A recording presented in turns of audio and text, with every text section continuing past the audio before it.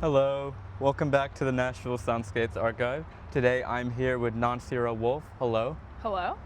Thank you so much for agreeing to this interview. And before I begin with my typical barrage of questions, could you tell us a little bit about yourself? Sure. My name is Nanseera. I was born in London, and then I moved to Uganda when I was 1, which is where my mom is from. Lived in Uganda till I was 10, and then we moved to Ethiopia. Lived in Ethiopia till I was 14, and then moved to the U.S., and that's where I've mostly lived ever since. I did a brief time in France and a brief time back in Uganda, and I've lived in 4 different states. Now I live in Nashville, Tennessee.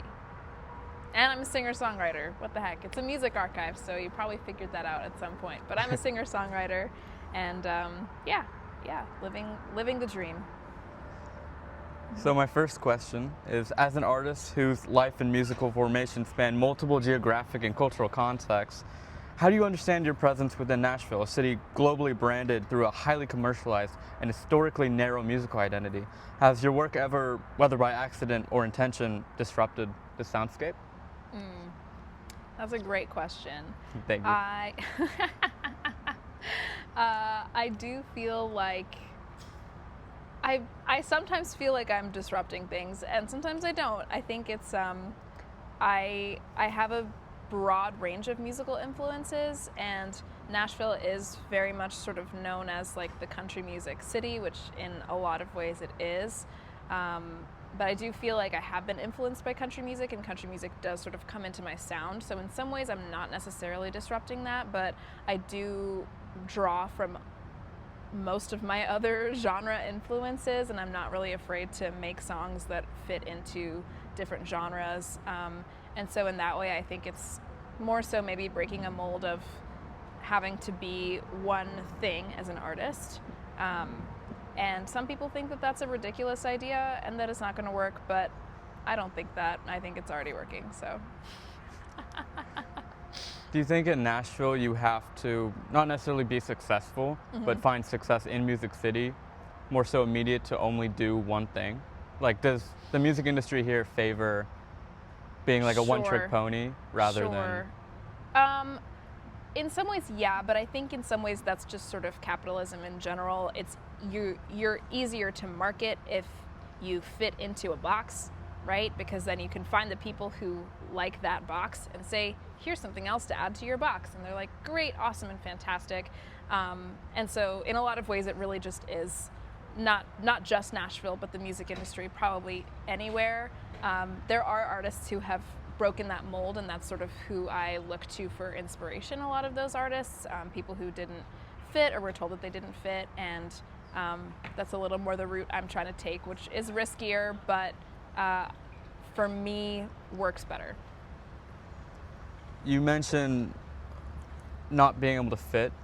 When you feel like that, or you've seen people feel like that, is it possible to create your own thing where you fit in? Yeah, I totally think so. And I think that a lot of artists and a lot of the artists that I look up to have done that. I think about artists like Fiona Apple, artists like Sheryl Crow, artists like Lucinda Williams, who I love and like grew up on. Like they didn't fit into one neat descriptor, and they just sort of made their own thing, and they're known as themselves. And so it does make it a little more vulnerable in that you do have to share a bit more of you, which some people don't like, but I don't mind it. Most days I don't mind it.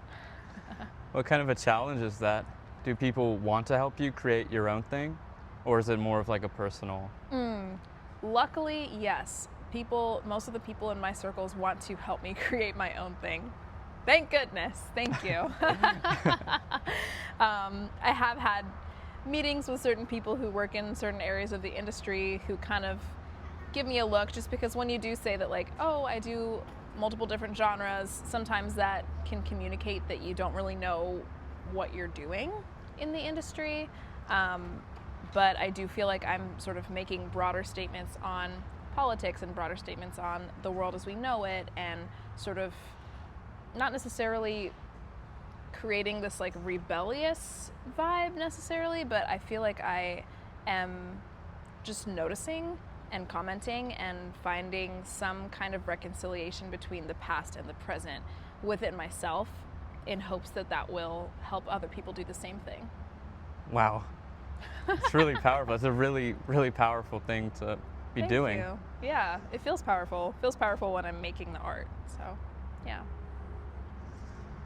Western cultural institutions often reduce artists with African or just diasporic backgrounds into these generalized categories such as African music or international music or just world music. Regardless of the specificity of their artistic practice, have you encountered that kind of cultural flattening? And how do you preserve the complexity of your influences without allowing the industry to make your identity more legible, more marketable than it actually is? That's a great question. So far, my music has kind of been, let's say, easily comprehensible to somebody who is accustomed to Western music, to Western popular music, I would say. I feel like the flattening is something that I've experienced more so sort of after certain live shows, especially because in my live shows I do incorporate some traditional Ugandan instruments. And I have gotten like a lot of positive feedback that, you know, I feel like I learned something new, and I really appreciate you sharing this part of your culture with us and all that stuff. And I love when people tell me that, because I feel like that is what I'm trying to do. But I also have gotten, just some feedback of like, wow, world music is so cool, and you're making this world music. And I'm like, okay, there's a little bit of some colonial implications there that most people aren't aware of. They're not musicologists, they're not studying this stuff, but I think it's more so on a broad level. It makes me want to be very specific about what I'm doing. I think it's very tempting to just lean into those labels since they already exist, and since there's already, frankly, a market for that, that you can kind of lean into that label and, you know, find people who will appreciate what you do. But my goal is to resist that and to really be specific about, this is my heritage, this is my sort of amalgam of musical influences, and this is how it comes through me. And I'm not really interested in perpetuating colonial musical categories. How do you deal with those kinds of people? Like, whether it's intentional or not to say those kinds of things to you or to put you in those kinds of categories? Sure. How do you deal with them as an artist? To be so honest with you, I feel like most of the time I just kind of smile and say, yeah, thank you, and then sort of end the conversation and move along. But sometimes I kind of will try to subtly go in and be like, oh yeah, this is my like Ugandan instrument, and I'm glad, you know, to try to bring it back to the specifics, just so that we're not so much going into that world. But we'll see. On my next record, there's going to be a lot more sort of traditional Buganda folk influences, and so it's going to be an interesting challenge to communicate that and not have it be diluted. So the answer to this question may be updated in coming projects. Conventional Nashville venues are frequently organized around a front-facing performer-audience divide and a relatively passive model of listening. Does that spatial arrangement ever conflict with the forms of intimacy, participation, movement, or communal exchange that you want your music to create? How does the architecture of a venue affect the social relationship you are able to establish with an audience? Yes, I love this question. The architecture of a venue has such a huge impact on how music is received. I think it's so interesting to think about. I feel like I don't get so pressed about passive listening, but that's mostly because when I am in environments where people are primarily passively listening, I am playing gigs that I'm getting paid for, and I am playing music that's not mine. I think it would be a different story if I'm like playing my own music and people aren't listening, which I've been in those situations as well, for sure. But I'm not bothered by passive listening if that's sort of if I understand that that's what I'm going into, and if I'm prepared for that, and if I'm just playing other people's music, not a big deal. Everyone likes a little background music, doesn't bother me. But I think that my favorite rooms to play are real listening rooms where people come and they sit or stand, but it's really about the music, and you can even see it in the shape of a venue. Like, where is the stage? Is the stage on the side? Where is the seating? Is the seating arranged to be facing the stage? Is it sort of arranged to be clustered so people can have their conversations?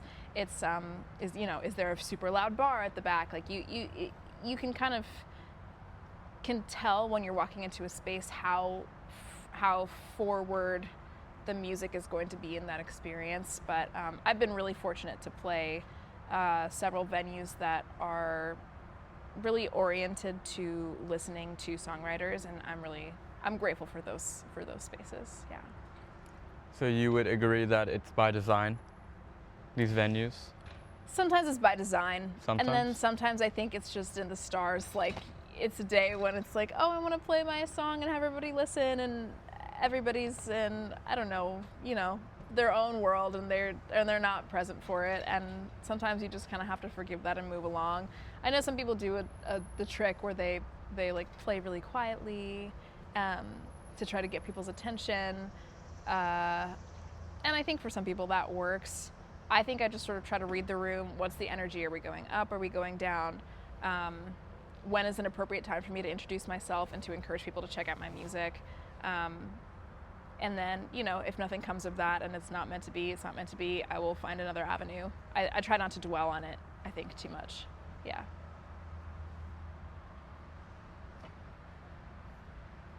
In a region where permanent cultural spaces devoted to diasporic communities remain limited, can an individual performance temporarily produce that kind of a space? Do you see your concerts as moments in which an ordinary commercial venue can be reshaped or remade into a site of recognition, cultural memory, or communal belonging for listeners who share elements of your experience? I love this question. I hope so. I hope that's what I do. I really try to do that in my live shows, create this moment where we get to enter another world, where I get to pull someone who's listening into my world that is made up of all these different things, and we go on a journey all over the place. And I love to do that. I think you're right, though, to make a distinction between the temporary site that is a night of music, and then the sort of more permanent or consistently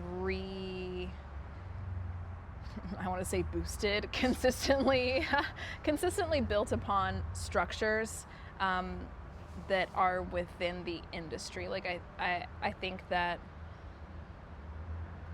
there definitely has been a huge increase, especially in Nashville, of just more, diasporic acts of color, really like coming into the scene more, which we love to see. And we know from history and from experience that it takes a lot of time to get that to be a consistent thing, and part of consistency is making it a habit. And so I think something that will be really interesting going down the line is, especially in a world of globalization, in a world of social media, when everybody has access to all these different kinds of music and can be influenced by all these different kinds of music, how are we going to habitually make space for more people to come forward with great music in the industry, regardless of their look, of their background? So I'll be very curious how the industry adapts to that, and I feel hopeful that that there is room for everybody, and that it's really just a matter of just consciously creating that space and incorporating more infrastructure to consistently uplift these acts, and also to, like you said before, to specify so that it's not all like, this is world music, or this is black people music, or this is whatever, so that we can really get to know each other on a deeper level through music. I think that's the power of music, is that we can get to know each other on a deeper level, and we can find our common experiences, even though we're living completely different lives. So I feel hopeful that we can establish some more consistent habits of being more inclusive in the industry. Yeah. You mentioned the power of music. I'm just curious, how are you able to use music as a tool to reach out and touch people? How are you able to do that? Yeah. It's something that's really hard to do, but I think it's something that is also so satisfying when it happens. For me, it starts in a very internal place. A lot of my music is exploring things that I feel like I don't fully understand, or spaces I don't fit, or experiences I've had where I've felt uncomfortable. And I feel like creating music is almost a quest for me, not really to like solve anything, but more to like resolve conflicting feelings inside of myself, and also just to keep hope alive. That's what I find, honestly, that's what I find most moving, and that's what I find moves other people the most. It's like sometimes you think that you need to write a song that's like so devastating and everyone's gonna cry and it's gonna be like this moment where we're all crying together, and that happens for sure. But I think a lot of times it's actually hope that moves people the most, because in any time in history, including right now, there's heinous stuff going on, you know, and somehow we all continue. And I think it's that mystery that really makes me feel so curious, and that makes me want to create music that connects with other people, because it's like, wait, why are we all still waking up and going to work and going to each other's, you know, events and this and that and the other thing? Like, how come we're still doing this? How come we're still breathing? I think it's so fascinating to me, and I just feel inspired by that. I feel inspired by people who choose to keep going through hard situations. And so yeah, it's kind of a combination of like that inspiration and then sort of an internal uneasiness, and I feel like I try to meet those two things, marry those things in the middle. And I don't know, I find that's the music that I make that seems to resonate the most with people, and that also just feels cathartic for me to put into words, to put into music. It's so interesting that music is so many different things for you. Yeah. It can be hope, it can be curiosity, it can be a way to express, and it can also be a way to understand, resolve, go through things. And you touch on all these things when you create music for other people. How do you show that to them? Is what I'm asking. How do you do it? Is it a feeling you play through your hands when you play guitar? Do you feel it in your throat when you're singing? How does it feel to like directly affect people with your music? Wow, that's such a cool question. No one's ever asked me that before. Okay, give me a minute. I'm like reflecting on, I'm on stage, I have my guitar, I'm seeing the people. I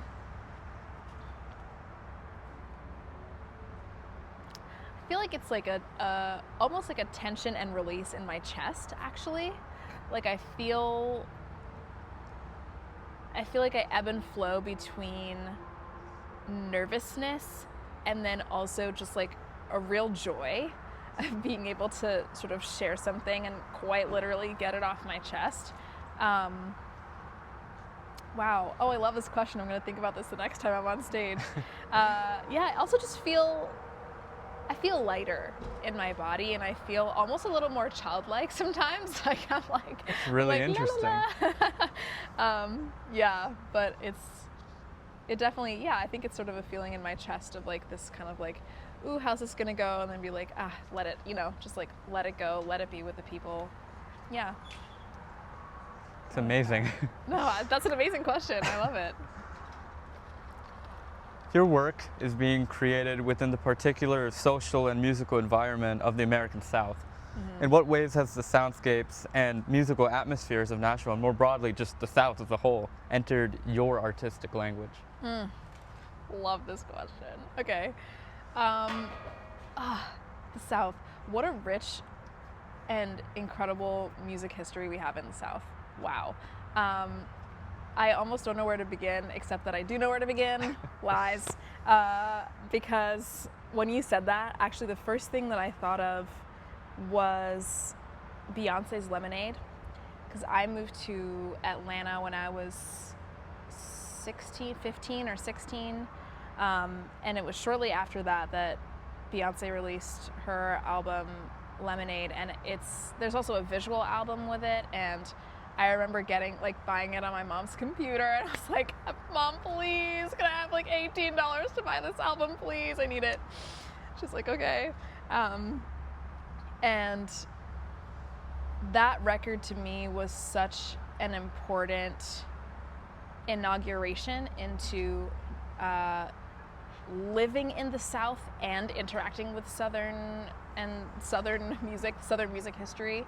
I feel like I grew up with some of it, especially with country music, sort of listening to like the Chicks, listening to Johnny Cash in the car, like with my family, like we kind of listened to a lot of that stuff, and Taylor Swift, rock and roll.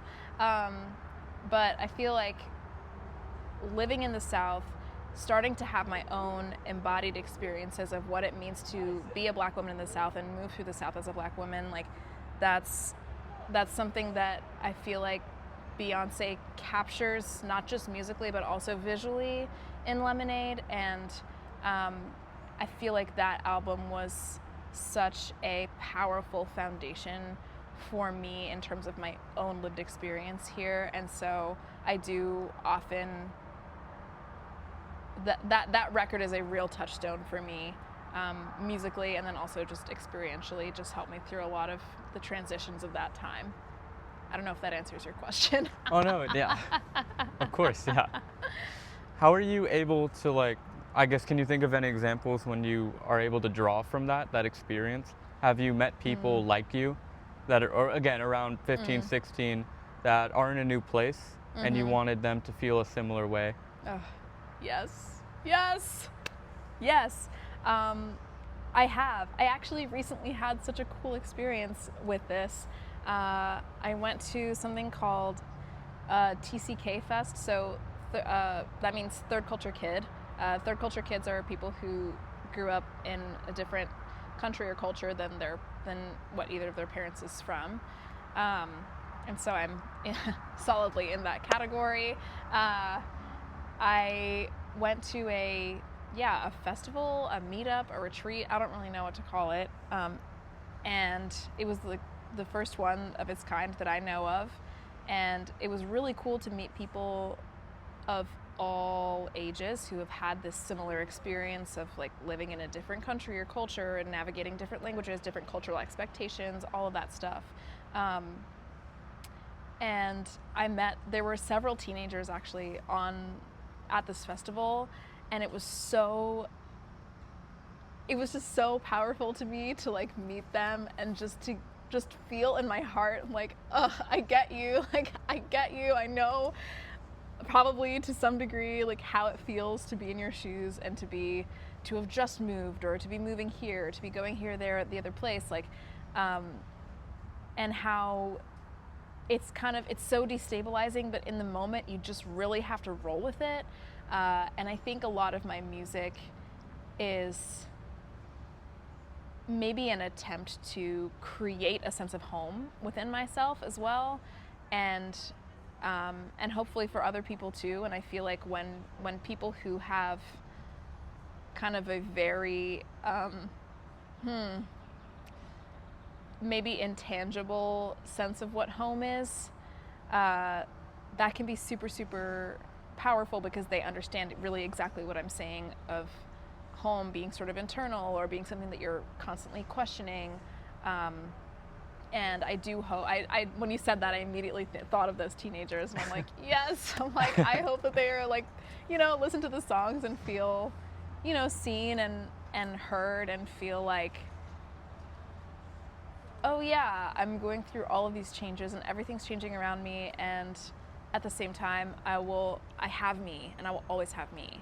And I think that's what I hope to to Wow. give to them. Yeah. It's amazing. It's a really amazing gift, you know? It's not necessarily you're giving them home, but you're showing them that home is within. Yes. That you can create a home. You can create a home, period. Anywhere. Yes, and your home doesn't have to be like comprehensible to other people either. I'm gonna add that important side note, okay? Music often functions within migrant and diasporic communities not only as a repository of cultural memory, but also as a means through which new identities are actively created. Home. When younger listeners or audiences, I guess you touched on this, with transnational backgrounds encounter your work, do you sense that they approach it as a connection to inherited histories, as a representation of contemporary hybrid identity, or as something that exceeds that distinction entirely? Oh, wow. That's a very, very interesting question. I don't know if I can answer that just because I can't fully step into their perspective, but that being said, wow. In some ways, I hope that it's both. I love that you said inherited histories, especially because a lot of transnational forms of work and migration follow histories of colonialism, and so there are times where, whether or not we like it, we are sort of we are unintentionally walking on paths that have already been created, and we have to be sort of cognizant of the impact of those paths and the histories of those paths, and think about how our presence in a place that's not ours is impacting that place and impacting those people. It's kind of a lot of what my next project is about, which I'm super excited for, but yeah, I think I hope to generate some reflection on inherited histories, positive and negative, of migration and movement around the world, especially now that we live in a world that's so globalized. There's going to be more and more people who are interacting with spaces and cultures that are not theirs, and who are going to need music that reflects what that feels like. And then at the same time, I also do want people to just like feel free to let my music and music in general impact them however it impacts them. Like, I really do believe in just like trusting in whatever you're hearing, wherever that takes you, that means something. It's coming from somewhere. Like, just follow it. Don't overthink it, babe. Just like, yeah, just let it wash over you and see what happens. And if nothing happens, fine. You find something else that moves you, and if it does move you, then, you know, pay attention to that and be like, oh, okay, like this is a part of my experience, or just a part of my heart that can maybe find, a home in the song, or find some kind of resonance with this music. Yeah. It's amazing. And I guess you kind of mentioned that people who can't directly relate to what you sing about or the instruments you use sometimes. And you still want them to feel something. Yeah. It doesn't necessarily have to feel like their history. That's not what you're trying to get across. When you're able to sing with love and all these different feelings, you're able to channel that authenticity into your voice and your hands and your music.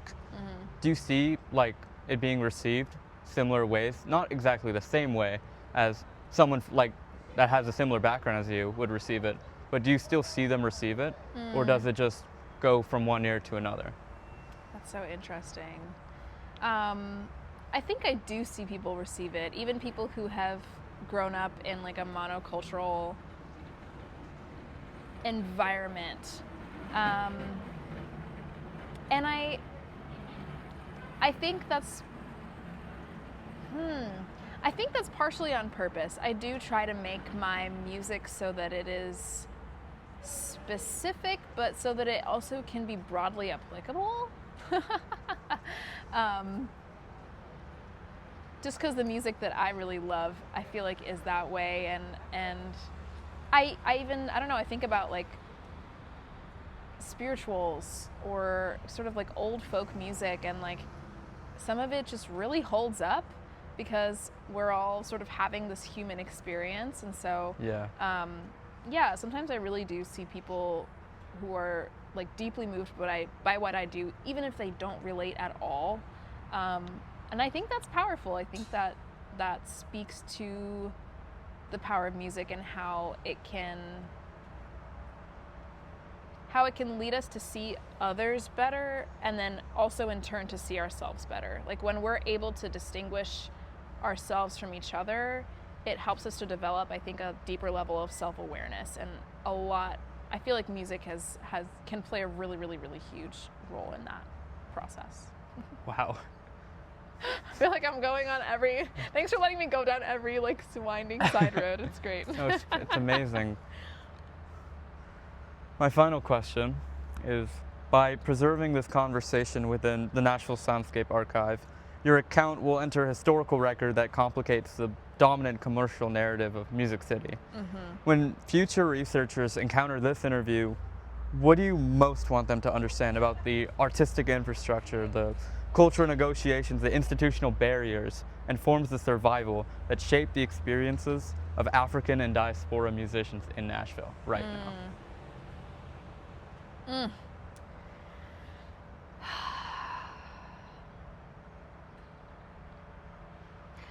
I think I would want them to understand that there is so much more action and movement going on below the mainstream level, and that every diasporic artist that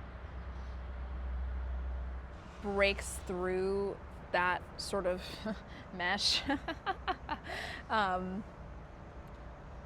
for every artist that breaks through, there are so many more that are also working and also making the industry work for themselves. Like, I think I don't want any future researcher to be mistaken in thinking that it's like, oh, you know, whatever racially marginalized groups or marginalized groups are like not getting as much, you know, industry attention, and it's like, woe is me, and everyone's just crying in their bed. Like, no, we're out here, like, we're working, we're writing, we're working with each other. And I think that that's something that I don't want to be ignored. Obviously, when we study the past, especially with music, it's really important to study what becomes popular, and it can reveal a lot about our societies and our societal values. But I also want people to be cognizant that it can reveal also a lot about our infrastructures, and that we don't want to confuse pure popularity with people with established marketing infrastructure. Like, certain acts are receiving a lot of push in terms of getting their music out there, which is necessary in this day and age. I'm not poo-pooing that. We all need that.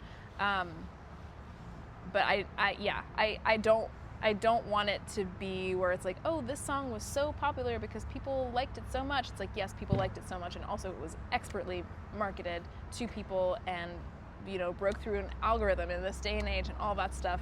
There's so many artists who are also creating a really, really, really big impact, and and to look into that a little further. There's so many people who are just working, and honestly, a lot of their names will never be heard or seen, Sure. But those hundreds of people that help and create environments where one or two can shine, mm-hmm. Those are the people that really build all of this, right? Oh yeah. It's all of us. All of us. We're all all working. Of us. Yeah, and also just for artists or people who are writing or people who are wanting to get involved in the industry, like, do it. Okay, are some of the cards stacked against you? Sure. And you know what? You get one life. You get one body. Go for it. You know? Like, don't let a statistic or whatever stop you. It's like, it's an old boys club. Okay, make your own damn club. Like, make your own club. Sorry, I'm probably not allowed to curse. Make your own club. Boom. Let's keep it PG in the archive, okay? That's funny. Thank you so much, Nanseera, for your time and just sharing with us, you know, your stories and your experiences, and because those are invaluable, right? The one thing is just hearing and reading these stories, and another is living it. And I hope that whoever watches this interview can learn something about what artists are doing, not just the ones that are top of the headlines, top of the charts, the hundreds of people who are working every single day. Yeah. To build. Yeah, to build Music City, come on. Yeah. I love that. Well, thank you so much for having me. You have really, really insightful questions, and I feel like it made me really think about, you know, both balancing the industry, but also about the artistry and what it's about, and, you know, how I choose to connect with people and my experience through that. So thank you for creating this experience. Yay! So Thank you. awesome.